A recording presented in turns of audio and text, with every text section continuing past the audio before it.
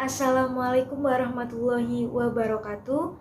Kami dari kelompok 2 akan mempresentasikan hasil diskusi kami yang berjudul Akhlak Terhadap Rasulullah, yang beranggotakan Pramudia Billah Berliansyah, Zahra Fadila Ananta, Syafa Azahra Hanafozia, Nashwa Asma Nadia, Laning Ratukania, Septian Priya Pernanda, Muhammad Mustafi, dan Hafid Al-Fatan Iqbar.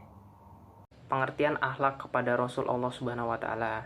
Secara etimologi, akhlak berasal dari bahasa Arab, yaitu akhlak dalam bentuk jamak, sedang bentuk mufradnya adalah huluk yang berarti budi pekerti, perangai, tingkah laku atau tabiat. Secara terminologi, yakni sifat yang tertanam dalam jiwa yang daripadanya timbul perbuatan-perbuatan dengan mudah dan gampang tanpa memerlukan pemikiran dan pertimbangan. Jadi pengertian akhlak seorang muslim terhadap Rasul adalah tingkah laku atau perbuatan yang dilakukan oleh seorang muslim untuk meneladani sifat-sifat Rasul dan mengamalkannya dalam kehidupan sehari-hari agar selalu mengamalkan akhlak terpuji dalam kehidupannya. Dalil nakli yang berasal dari Al-Quran surat Al-An'am ayat 90. Allah Subhanahu wa taala berfirman, A'udzubillahi minasyaitonirrajim.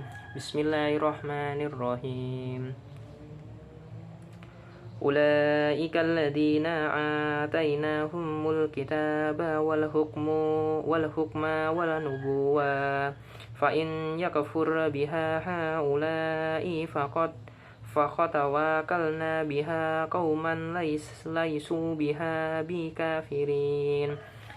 Yang artinya, mereka itulah para nabi yang telah diberi petunjuk oleh Allah, maka ikutilah petunjuk mereka. Katakanlah Muhammad, aku tidak meminta imbalan kepadamu dalam menyampaikan Al-Quran. Al-Quran itu tidak lain hanyalah peringatan untuk segala umat seluruh alam.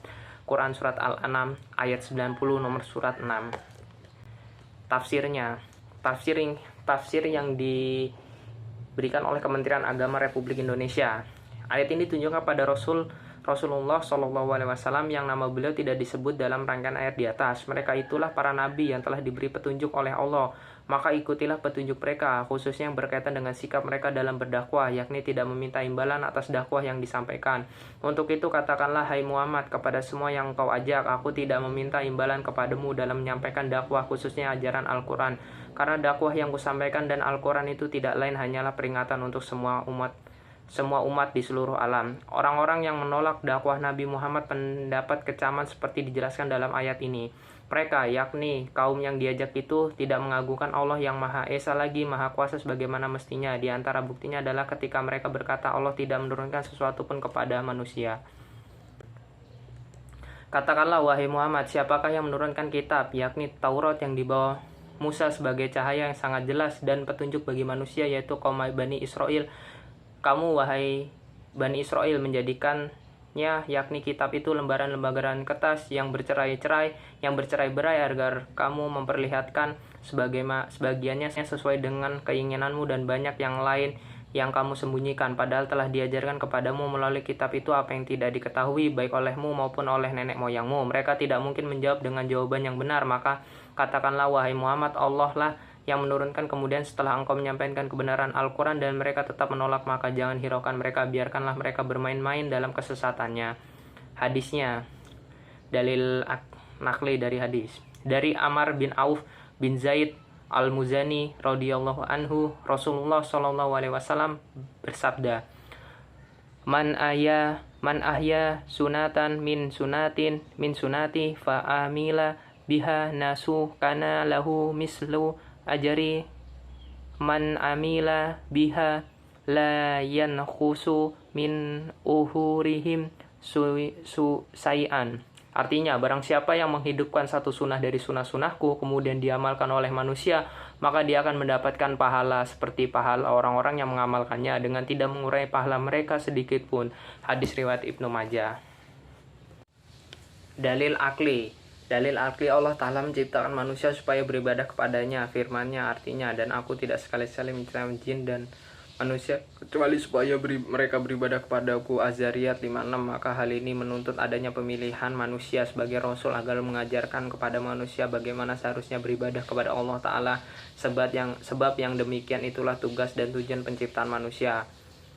Yang pertama, menerapkan sifat dan sikap Rasulullah SAW seperti selalu menjalankan perintah Allah Subhanahu Wa Taala.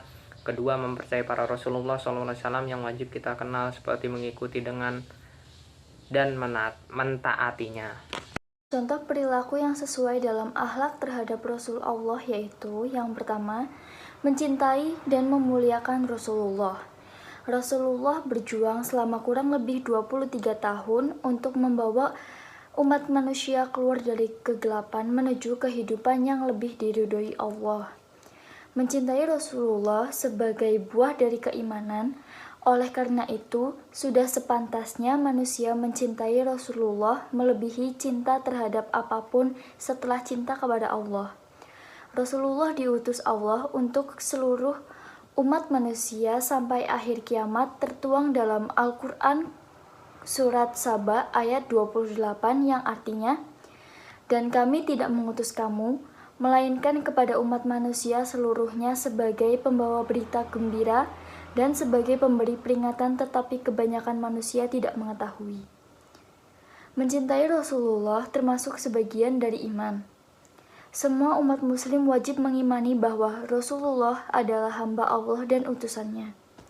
Sebagaimana sabda Rasulullah, yaitu, "Tidak beriman salah seorang di antara kalian sebelum aku lebih dicintai daripada dirinya dan semua manusia." Hadis riwayat Bukhari, Muslim, dan Nasa'i. Berdasarkan hadis tersebut, maka mencintai Rasulullah adalah wajib dan harus didahulukan daripada kecintaan kepada segala sesuatu selain Allah. Mencintai Rasulullah adalah kecintaan karena Allah, dan akan bertambah seiring dengan kecintaannya terhadap Allah.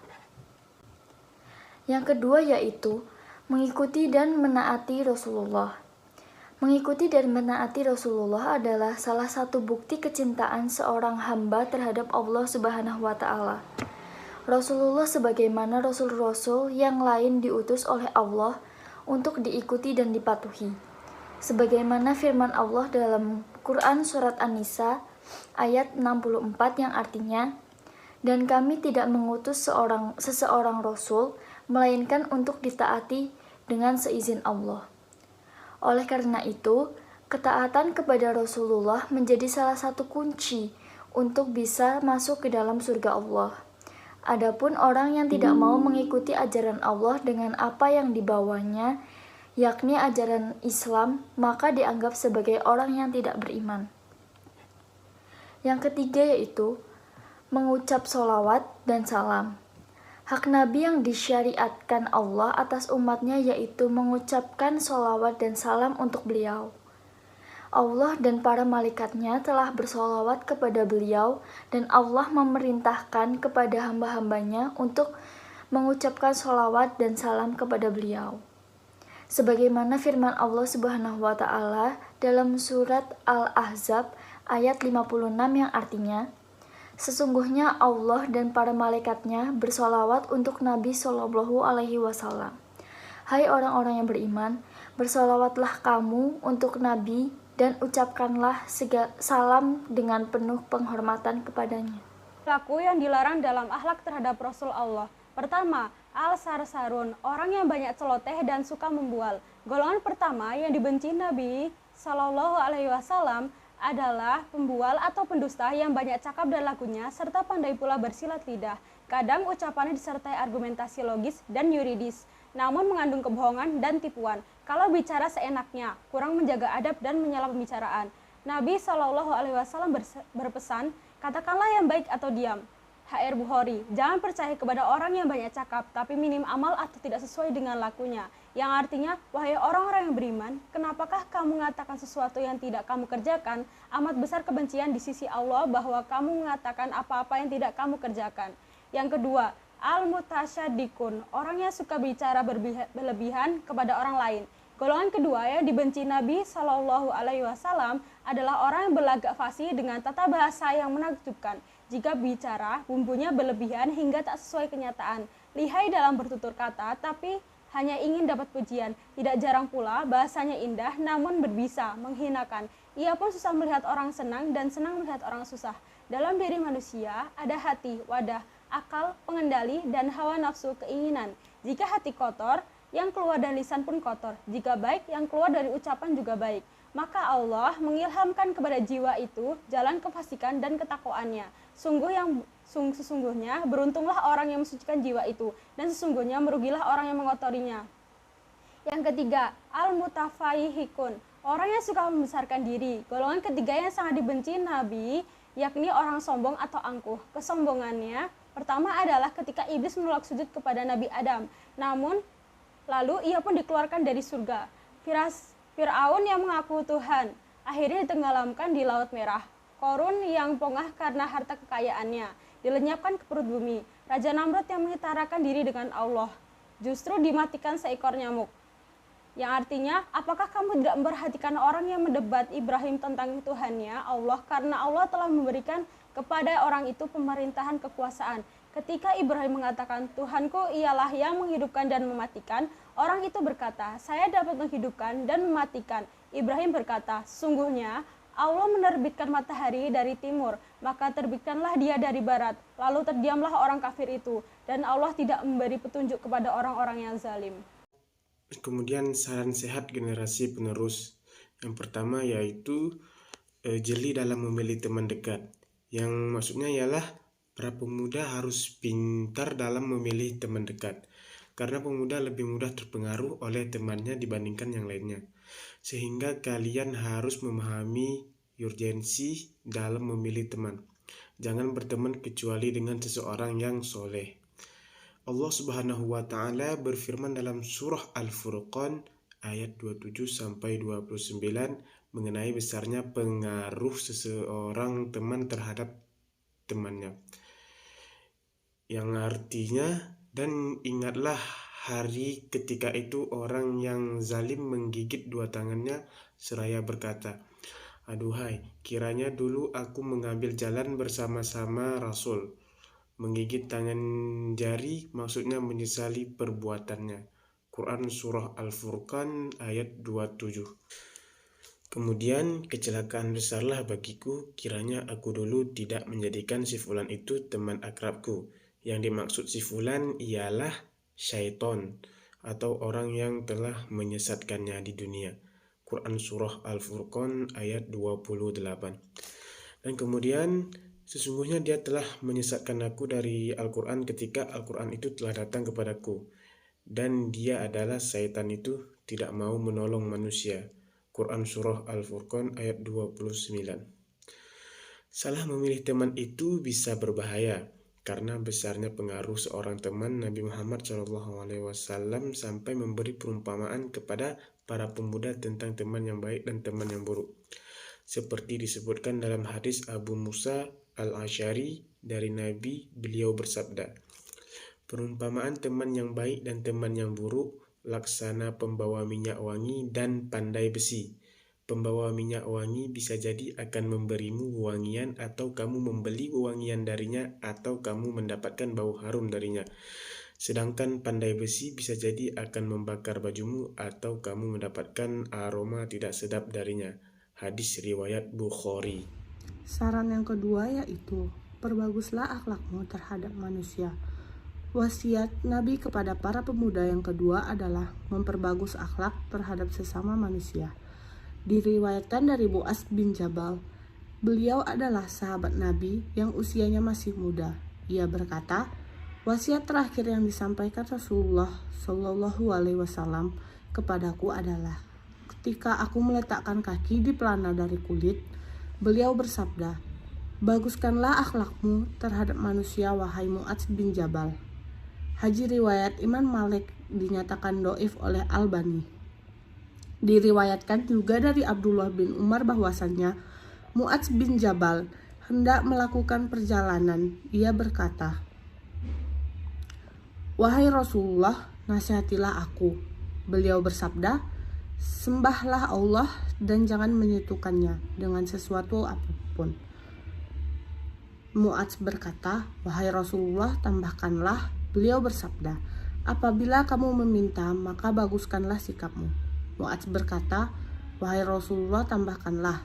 Beliau bersabda, istiqomahlah dan hendaknya kamu membaguskan akhlakmu.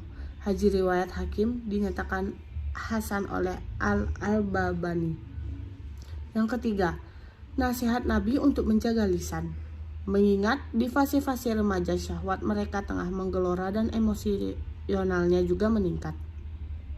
Sehingga pemuda yang tidak memperhatikan lisannya, tidak memperhatikan nasihat Nabi Muhammad SAW, mereka akan mengeluarkan perkataan yang tidak baik. Lidah adalah tolak ukur yang diremehkan oleh kebodohan dan diunggulkan oleh akal-akal. Demikian kata Ali bin Abi Thalib. Keselamatan ada pada menjaga lidahnya, sebab perkataan adalah penerjemah. Ia akan mengungkapkan apa yang tersimpan di dalam sanubarinya serta mengabarkan apa yang disimpan dalam hati.